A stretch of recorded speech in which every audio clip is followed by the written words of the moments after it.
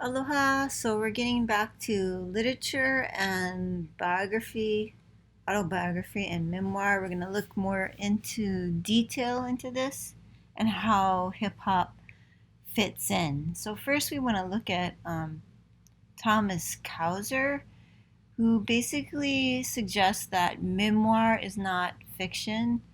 Memoir are not novels, and he distinguishes these two things. He also rejects that performance-based life narratives should function as memoir. So you can pause and read through these. They may be helpful for your paper. But for hip hop, I think if we're going to look at it as autobiography or biography, it certainly contains fictive elements. We see Ramo and Beat Street talking about how DC Comics form his help him form his letters. And then WildStyle uses the character Zorro. Busy Bee, when he says he comes to Earth like a meteorite, he's talking about Superman. So Busy Bee is comparing himself to Superman. So we also have Turbo in the movie Breakin', who says that his boogaloo style is like liquid animation, and he actually goes on to do animation in green screen for several animated films. So let's watch a clip of him here and think of this as an autobiography. And what is the significance of the fictive elements? What are they telling us about the person? Who do you think you are anyway, Fred Astaire? Who? Just go on and sweep, knucklehead.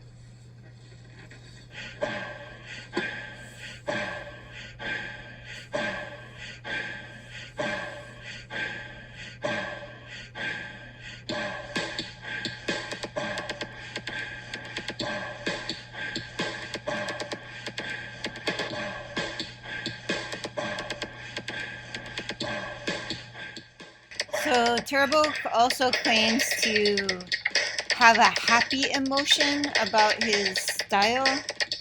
One thing he wants to do with his performance is make people happy. Do you see that here? And what details in it make you happy?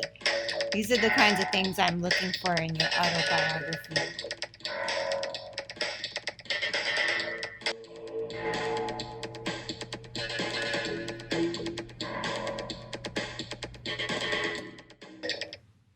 So you might say that Leigh Gilmore in Limits of Autobiography refutes Cowser somewhat. She says the intermingling of fiction is central to the development of autobiography. Now, Gilmore highlights the intertwining of individual and collective as an important aspect of memoir that creates a representative structure in which one can stand for many. So let's watch this next clip titled I Am Don Campbell, and let's see if you can see that type of collective.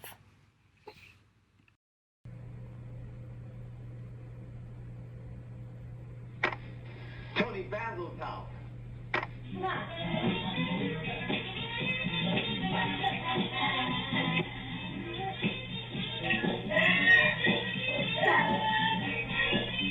So Tony Basil is one of the original lockers with Don Campbell, who's considered the creator of locking.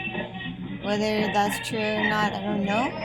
But they are considering themselves Don Campbell by doing his dance. And you can see the diversity here again with all the different people from different backgrounds, different ages.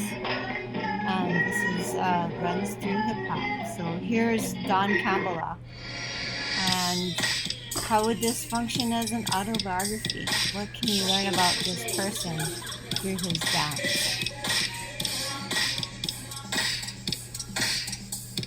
So another important thing to point out in these performance-based, film-based, or animation autobiographies would be that there's other people involved in creating the biography, not just the person, because the film direction has something to do with it, and the props and everything else. So is the person actually creating these scenes and these close-ups? No. So how does that factor into biography? So what about DJing?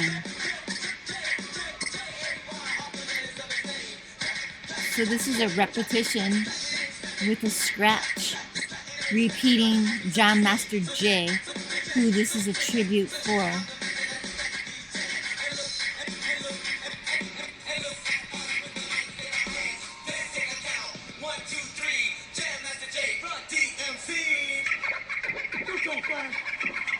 Now notice how the point that Don Campbell uses to signal the other dancer also is used by the DJ to signal the other DJ here. And notice how repetition means emphasis. How are they telling a story with these different forms of scratching, these different patterns, the way they repeat, what words they repeat? These are the kinds of things you can talk about for DJing. And also that you're putting something in the mix and it comes out different. So think about these things in whatever performance biography you're choosing to do, and try to pull out the elements that convey meaning and talk about how they do it and how it tells us something about the person. Now going back to Busy Bee, where we do have the lyrics, but this part of his performance is a little bit less lyrical.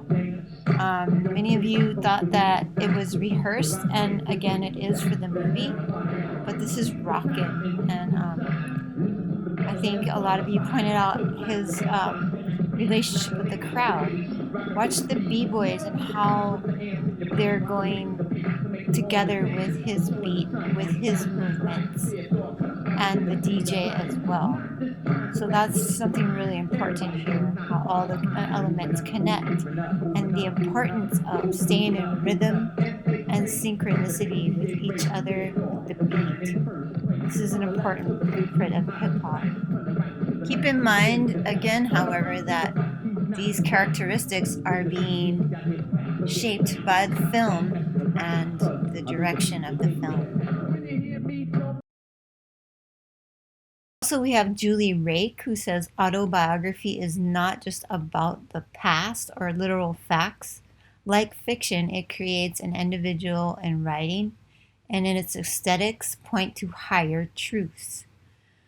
So she values this idea of fiction. And while Kauser does agree that there is a relationship, a very close one, between fiction and memoir, he really distinguishes it. So Julie Rake describes autobiography as an aesthetic that transcends individual differences between text, authors, and historical periods.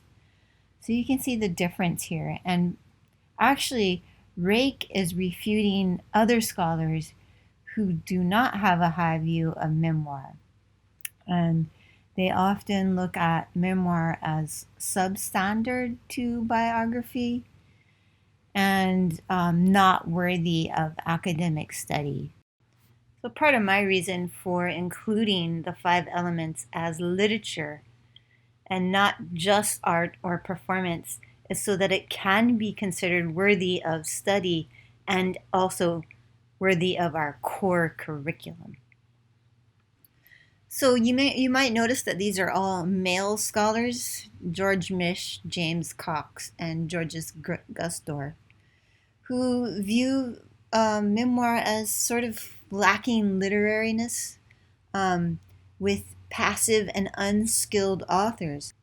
And this coincides with something many of you stated in your posts about memoir, and that is that it's distinguished by the events which are shaping the narrative rather than the author laying out a chronological story.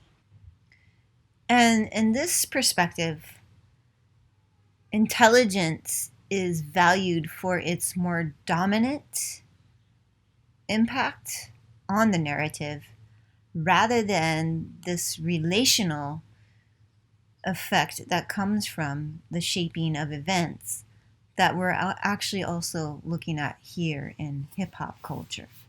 So, what we need to think about is who defines these genres, who decides what is literary, what is skilled, what is sophisticated, and how these categories shape intelligence.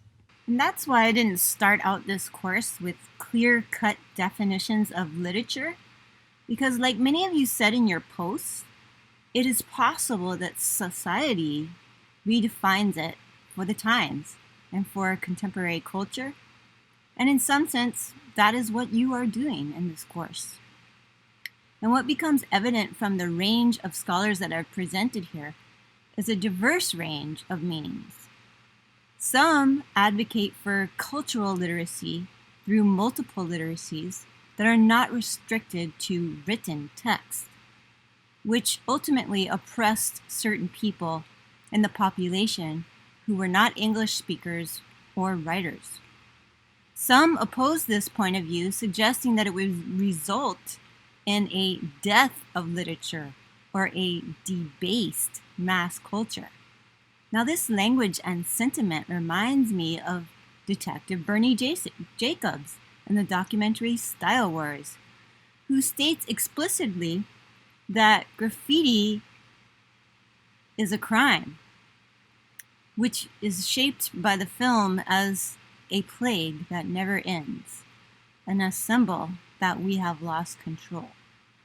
Debasement, plague, and disorder are equivalent to the terms pagan and heathen that were used to describe performances such as surfing and hula. These labels of civil and uncivil basically could be traced back to the earliest forms of religion and society, which establish order through the categorization of the sacred and the profane, where anything that falls outside of those categories becomes a threat to the whole order. So the infusion of these new systems and structures can be a threat to some people's way of life. So let's watch this clip from So You Think You Can Dance, the TV series, and see how they classify dance and breakdancing and hip-hop. They will be split into 5 groups in 5 rooms to face 5 choreographers with 5 styles of dance: lyrical contemporary, salsa, ballroom, and 2 very different forms of hip hop. Because you're going to be touching somebody else today. Most of you are not used to touching somebody. Personal hygiene is kind of a top priority. So right now, I just want you guys to all go and wash your hands, brush your teeth. I allow gum in my class, but try not to chew it like a horse. In line. But in line. will she be able to do anything with breaker Ryan Confedero? A man that has me all uptight is Ryan. And this guy is so dangerous and scary to me. I'm really going to have my eye on him. Your hair's scaring me, though. I'm afraid I'm going to get poked. Is it really that hard? No, what we need to do is go through the whole list of the 50 dancers. So you've got to think we're cutting 50% of them out. I need 24 from them to choose from. It's now time for our 5 choreographers to decide who stays and who goes. Ever. Good breaker, but he's a no for me. So we can see how they pose the breakdancer Brian as this dangerous, impolite guy. And although, you know, the show is carried by the breakdancers, the freestyle dancers, that's what people come to watch. They come for the energy of those dances. Yet whenever one of the breakers gets through, the only way for them to move ahead is by becoming polite, becoming rehearsed, knowing the choreography and doing well at it. My challenge to these shows would be, why not make the classical dancer go to the streets? And let's see how they do freestyle, having to do improv, having to deal with factors that come in that they aren't expecting. And why doesn't our society value this type of knowledge that is applied, that is spontaneous, that is synchronized? So this gets us back to our first definition of literature and how in the 17th century, someone who was illiterate did not necessarily mean they couldn't read. It meant they didn't know the classics. And really thinking about what those classics should be.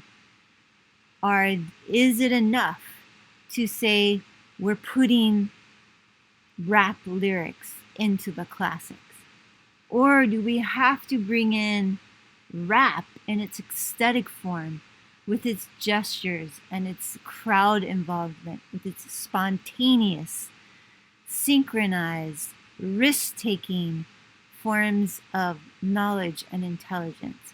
Is that what's more important for people to learn and know as a modern form of literature?